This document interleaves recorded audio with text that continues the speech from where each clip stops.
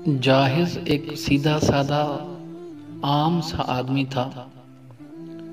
بظاہر پڑھا لکھا کہلاتا تھا اور صورت و شکل کے اعتبار سے انتہائی قبیح تھا۔ رنگ کالا، چہرے پر داغ دھبے،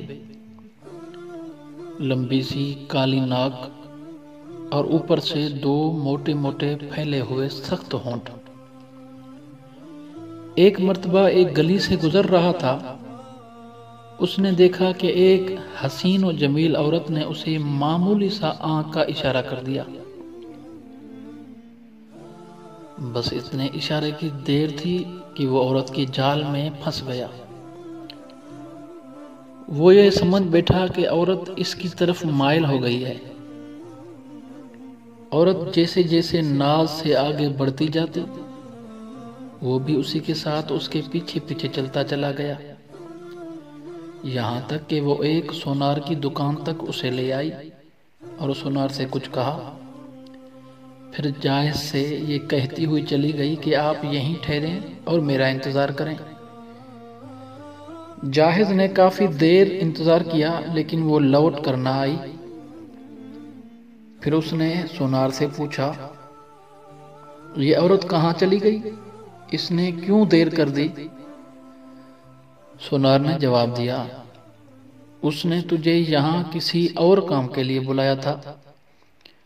دراصل یہ عورت میرے پاس تھوڑی دیر پہلے آئی تھی اور اس نے مجھ سے کہا تھا کہ جادو کا عمل کرنے کے لیے میں اس کی خاطر ایک شیطان کا پتلا بنا دوں۔ تو میں نے اسے کہا تھا کہ میں نے شیطان کی صورت نہیں دیکھی، بھلا میں اس کا پتلا کیسے بنا سکتا ہوں؟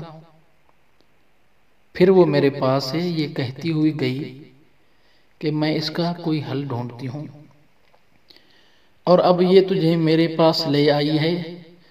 تجھے یہاں لانے کے بعد اس نے مجھ سے کہا کہ بس ایسی ہی شکل بنا دو، اور اب تمہارا کام ختم ہو گیا ہے، لہٰذا تم جا سکتے ہو۔